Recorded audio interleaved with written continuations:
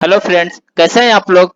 आज हम लोग पढ़ेंगे BFE 102 के इकाई 1 में परिवार जीवन की शिक्षा में विभिन्न प्रकार के मूल्यों के महत्व।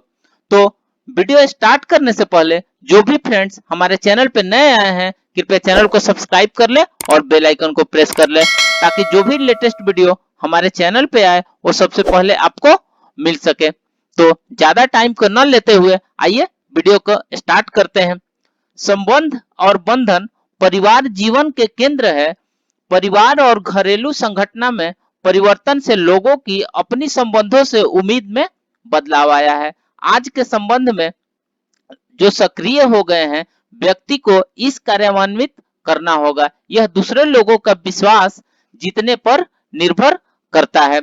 वस्तुतः विकसित देशों में अधिकांश यौन संबंधों और विवाह के अस्थायित्व अपने साथी से जो उसे उम्मीद है उसमें हुए इस परिवर्तन पर निर्भर करता है। संबंध व्यक्तियों के बीच संचार और सहयोग पर निर्भर करते हैं। भावनात्मक संचार यौन संबंध पति पत्नी के बीच प्यार और माता पिता व उनके बच्चे के बीच प्यार का एक अभिन्न अंग है। हालांकि विकसित देशों में इसमें अत्यधिक रूपांतरण हुआ है, लेकिन परंपरागत भारतीय समाज में ज्यादा बदलाव नहीं आया है। यहाँ ग्रामीण और शहरी दोनों ही क्षेत्रों के परिवारों के बीच काफी स्नेह और अत्यधिक पुष्ट संबंध विद्यमान है। हालांकि भारतीय उपमहाद्वीप में पश्चिमी संस्कृति या जीवन शैली का प्रभाव को प्रबल होते देखा जा सकता है।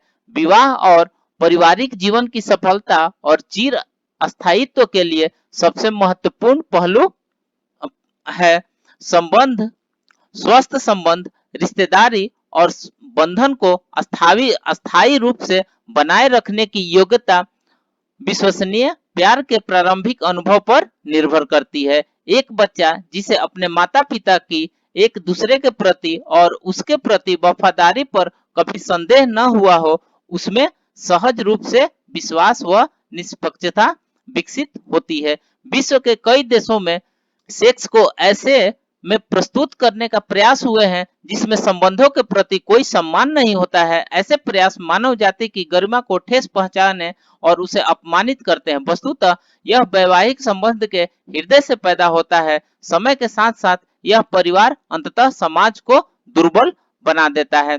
पारिवारिक जीवन की शिक्षा का आशय यह है कि युवाओं को मानव के अर्थ का अन्वेषण करने, स्वयं को एक अद्वितीय देह के माध्यम से मूलभूत रूप से पुरुषोचित या स्त्रियोचित के रूप में अभिव्यक्त करने में मदद करना है। अपने शरीर के माध्यम से एक व्यक्ति प्यार करने की अभिव्यक्ति भावना को पूर्ण रूप से व्यक्ति व उपभोग कर सकता है। जैविक संगम महिलाओं जैविक संगम जिसके परिणाम स्वरूप संतान पैदा होती है के बिना परिवार का अस्तित्व नहीं हो, केवल महिला ही पुरुष के सहयोग और हिस्सेदारी से गर्भधारण कर सकती है। एक बच्चे के पढ़ने के लिए एक पिता, एक माता और एक घर का होना जरूरी है। यह एक असलियत है कि प्राचीन और समय से चली आ रही सभी समाजों का शाश्वत अनुभव है। यह अवधारणा विवाह के अंतर्गत यौन संगम को नया सृजित करने की क्षमता रखने वाले प्रति स्वयं को पूर्ण रूप से सौंपने की असाधारण कार्य के रूप में प्रस्तुति करती है। यह एक निष्ठावान संबंध, सार्थक और फलदायक जीवन की ओर प्रेरित करता है। आइए नेक्स्ट देखते हैं मातृत्व, पितृत्व और मातृपितृत्व। हम जानते हैं कि कानून और दिव्य प्रकृति का मानना है कि मानव प्रकृति निर्धारित है। इसमें दो लिंग, जहां एक हिंजड़े या किन्नर इसका अपवाद है, होते हैं। जहां मानव और सामाजिक जीवन में परिवार एक स्वाभाविक और स्थिर संस्था है, अतः मातृत्व और पितृत्व अचल है और परिवार को पुनः परिभाषित नहीं किया जा सकता। विधवापन या तलाक या संबंध विच्छेद के कारण एकल माता पिता परिवार वाले को छोड़कर यह सभी समाजों में एक मानक के रूप में विद्यमान है। वस्तुतः मातृत्व और पितृत्व मात्र जैविक विशेषताओं की अपेक्षा मानव सत्ता के आदि पुरुषों के रूप में यह ज्यादा विद्यमान है। माँ क्या है इसकी कोई पहचान नहीं है जब तक कि व्यक्ति को असली माँ का व्यक्तिगत अनुभव न हो। इसी तरह पितृत्व को भी पारिवारिक व्यवस्था में केवल प्रत्यक्ष अनुभव द्वारा ही जाना जा सकता है। मातृ पितृत्व मातृत्व और पितृत्व से भिन्न है। कई ऐसे हैं जो बहुत ही कम उम्र में माता और पिता बन जाते हैं। मानव केवल सजीव प्राणी है जिसमें व्यक्ति के व्यवहार के अधिकांश पहलुओं का मार्गदर्शन करने वाली अतः निर्मित क्रिया विधि का अभाव होता है। प्रतिभाओं और कौशलों और विचारों को विकसित करने के लिए व्यक्ति को एक दूसरे के साथ संबंधों का प्रयोग करना पड़ता है। व्यक्तिगत परिपक्वता प्राप्त करने के लिए वृद्धि हेतु यह एक अनिवार्य शर्त है कि परिवार ही वह प्रथम परिवेश है जो व्यक्ति को सहज, स्नेह व सहयोग के साथ दूसरे के साथ संबंध बनाने में सहायक होता है। व्यक्ति के जीवन में विपरीत लिंग नए व्यक्ति के प्रवेश में एक नए प्रकार का संबंध और अनुभव विकसित होता है जो विवाह के रूप में पूर्ण होता है। वे दोनों एक साथ मैं और तू को पीछे छोड़कर स्वयं को हम के रूप में परिवर्तित करते हैं। एक विश्वास और समझ बढ़ाती है कि अपनी अपनी आंतरिक भावनाओं, अनुभूतियों, मूल्यों और रुचियों को दर्शाते व आदान प्रदान करते हुए उसमें संकोच की भावना नहीं रहती है। प्रत्येक व्यक्ति परिवार में पैदा होने के लिए बना है और नया परिवार बनाने के लिए आया है। एक व्यक्ति पारिवारिक जीवन उसके दायित्वों और गंभीरता पूर्वक स्वीकार करके ही स्नेह, सम्मान और सेवा भावना के साथ एक दूसरे तक पहुंच सकता है।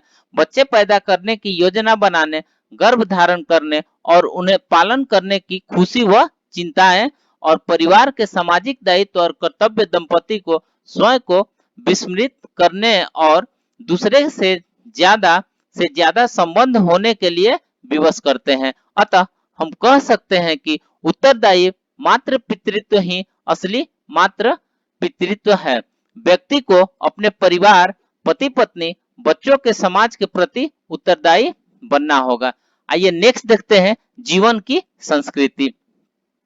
परिवार जीवन को संवर्धित करने के लिए कार्यनीति तथा तर्कधार की जरूरत होती है, क्योंकि नई प्रवृत्तियां व्यक्तिगत अधिकारों की मांग करती है। गोपनीयता सुविधा के अनुसार पर व्यक्तिगत अधिकार को मांगा जा सकता है और कुछ तो मूल अधिकारों के अंतर्गत व्यक्तिगत अधिकार की मांग कर रहे हैं। व्यक्तिगत अधिकारों की मांग सामान्य हितों की चिंता को धुंधला कर रही है। मरणांतक रोगियों को जीवन के बदले मृत्यु का वरण करने का अधिकारों से वंचित करना अमानवीय नहीं है। भारतीय संविधान और कानून सुख मृत्यु की अनुमति नहीं देते हैं। इसी तरह अजन्मे बच्चे के जीवन के अधिकार की सुरक्षा करने को महिलाओं के विरुद्ध हिंसा के रूप में नहीं देखा जाना चाहिए। माता पिता और युवा का कर्तव्य और जिम्मेदारी है कि वे गर्भाधारण से लेकर प्राकृतिक मृत्यु होने तक मानव जीवन की सुरक्षा करें। गर्भपात में एक कमजोर और निराश्रय बच्चे की उन लोगों द्वारा नृशंस हत्या कर दी जाती है जिन्हें बच्चे को सर्वाधिक स्नेह व देखभाल करनी चाहिए, अर्थात माता पिता और स्वास्थ्य देखभाल का व्यवसायिक। कई युवा इस तथ्य से अनभिज्ञ है कि गर्भाधारण करने पर नए जीव की रचना होती है। गर्भाधारण निषेचन के समय से ही प्रारंभ होता है, अर्थात जिस क्षण पिता का शुक्राणु माता के अंडकोश से मिलती है। स्वार्थी लोग इसकी कई व्याख्याएं कर सकते हैं, लेकिन वैज्ञानिक रूप से यह स्पष्ट है कि गर्भधारण से अभिप्राय निषेचन है, न कि रोपण से। रोपण निषेचन के लगभग 5 दिनों के पश्चात होता है। युग्मनक किसी भी सजीव की तरफ बढ़ना प्रारंभ कर देता है। यह मानव है क्योंकि निषेचन के समय मिलने वाले गुणसूत्र मानव पिता और मानव माता के होते हैं, न कि किसी अन्य सजीव जाति के। विश्व में कई ऐसी जीवन विरोधी शक्तियां मानव अधिकारों के उल्लंघन के लिए औचित्य और सामान्य हित पर व्यक्तिगत हितों के लिए अपने संघर्ष के लिए तर्कधार प्रस्तुत करने का प्रयास कर रही है। अतः यह उपयुक्त होगा कि गर्भपात कराने या सुखद मृत्यु का वरण करने की व्यक्तिगत आजादी संबंधी झूठे प्रचार के माध्यम से ऐसे जन विरोध होने के बावजूद युवाओं को जीवन की संस्कृति के बारे में सिखाए। स्वतंत्रता एक दिव्य भेंट है और हमारी पूरी तरह से यह जिम्मेदारी है कि हम इसकी मांगों के अनुरूप जीवन जिए। विकसित देशों के कुछ लोगों के बीच सहवास की प्रकृति पाई जाती है। ऐसी प्रवृत्तियां कुछ हद तक विवाहों का स्थान ले रही है। इन प्रवृत्तियों के परिणाम स्वरूप तलाक की दर भी बढ़ रही है। गर्भपात और विवाह बंधन से पैदा होने वाले बच्चों की संख्या में वृद्धि हुई है। कुछ देशों ने समलिंगी विवाहों को कानूनी जामा पहना दिया है। ऐसे समाजों में समलैंगिक विवाहों और समलिंगी बंधनों में रहने वाले लोगों को परिवार का दर्जा दिलाने के लिए प्रमाणक समूह है, ताकि केवल स्वाभाविक और पारंपरिक परिवारों के लिए बनाए गए लाभों से समलिंगी दंपति भी लाभान्वित हो सके। अभी तक भारतीय दंड संहिता यानी आईपीसी की धारा 377 के अंतर्गत समलिंगी कार्य एक आपराधिक कार्य है। हाल में ही इस धारा को रद्द करते हुए एक गैर सरकारी संगठन द्वारा दिल्ली उच्च न्यायालय में दायर की गई जनहित याचिका को खारिज कर दिया गया। भारतीय विधि आयोग ने पाया कि सामान्यतः भारतीय समाज ने समलैंगिकता को अस्वीकृत कर दिया है और समलिंगी कार्य को आपराधिक कृत्य के रूप में मानने की पुष्टि के लिए पर्याप्त है। भले ही वयस्क इसे गुप्त रूप से करते हैं।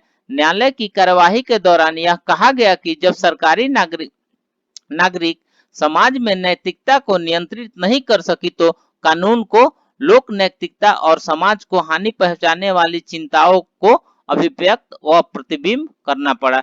यदि इस ओर ध्यान नहीं दिया जाता तो कानून के लिए जो थोड़ा बहुत सम्मान बचा है वह भी सम्मान समाप्त हो जाएगा, क्योंकि तब कानून अपनी वैधता खो चुका होगा।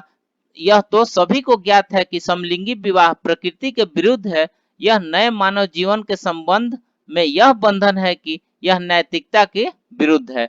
एक अच्छे समाज को बनाए रखने के लिए नैतिक पर्यावरण का होना जरूरी है, तथापि यह एक सच्चाई है कि विभिन्न संस्कृतियों के लोगों को भिन्न भिन्न यौन अभिविन्यास है। हमारे उद्देश्य से ऐसे व्यवहारों की निंदा करना ही नहीं, लेकिन यह समझना है कि समाज कैसे ग्रहण करता है। जो जीवन शैली या तलाक समलिंगी संगमों सुखद मृत्यु को बढ़ावा देती है और गर्भपात के दरों को बढ़ा रही है, उससे परिवार की सदृश आधारशिला को हिलाया जा रहा है। परिवार में जन्मे बच्चों की संख्या कम है और वृद्धों की आबादी बढ़ रही है, जिसे युवाओं का समर्थन नहीं मिलेगा। ऐसे प्रवृत्तियों का विरोध करने और मूल्य आधारित समाज को बचाए रखने के लिए जीवन की संस्कृति को बढ़ावा देने की आवश्यकता है, न कि मृत्यु की संस्कृति की। हमारी जीवन की संस्कृति ऐसी होनी चाहिए, सद्गुणों को बढ़ावा मिले। बंधन की योग्यता को ऐसी संस्कृति की जरूरत है जिसमें युवक व युवती यौन अंतरंगता को बढ़ाने से पूर्व वैवाहिक बंधन में बंधने का इंतजार करे। जिस व्यक्ति के साथ संबंध बनाना है, ऐसे व्यक्ति सही व्यक्ति के लिए वचनबद्धता और प्रतिज्ञा अस्थायी और खुशहाल यौन वैवाहिक जीवन और सुदृढ़ परिवार बंधन का आधार है। ऐसी नकारात्मक प्रवृत्तियों का विरोध करने और पारंपरिक भारतीय की समृद्ध विरासत और मूल्यों को सुरक्षित रखने के लिए जीवन की संस्कृति को संवर्धित करने की जरूरत है, न कि मृत्यु की संस्कृति को। हमारी जीवन संस्कृति ऐसी होनी चाहिए जिनसे सद्गुणों को बढ़ावा मिलता हो। बंधन की योग्यता के लिए ऐसी संस्कृति की जरूरत है जिसमें युवा पुरुष व युवतियों का यौन संपर्क में आने से पहले विवाह होने का इंतजार करे। अनियत प्रयोग जिनकी ओर आज युवा अग्रसर है, उनके द्वारा मिलते वाले घाव और भावनात्मक दाग उन्हें काफी हद तक अस्थायी बंधन की भावना से वंचित रखते हैं।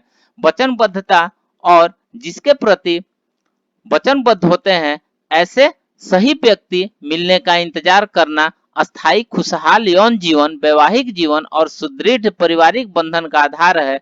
अच्छे पारिवारिक जीवन हेतु समुदाय के साथ अधिक से अधिक सहयोग करने की जरूरत है। समाज की जरूरतों को ध्यान में रखते हुए अस्थायी पारिवारिक जीवन के संवर्धन हेतु सरकार और विभिन्न सामाजिक व्यवस्थाओं को प्रोत्साहित करने के लिए एक मुक्त नीति का होना बहुत ही जरूरी है।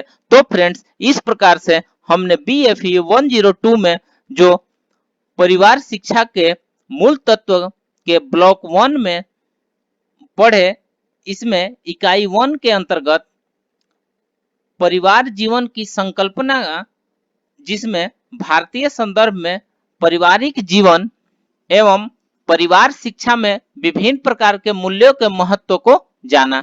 तो इस तरह से हमने आज BFE 102 का पारिवारिक जीवन शिक्षा में विभिन्न प्रकार के मूल्य एक्सप्लेन किया। तो फ्रेंड्स, फिर बने रहिए हमारे चैनल पे और मिलते हैं नेक्स्ट वीडियो में। तब तक के लिए अपना ख्याल रखिए। धन्यवाद।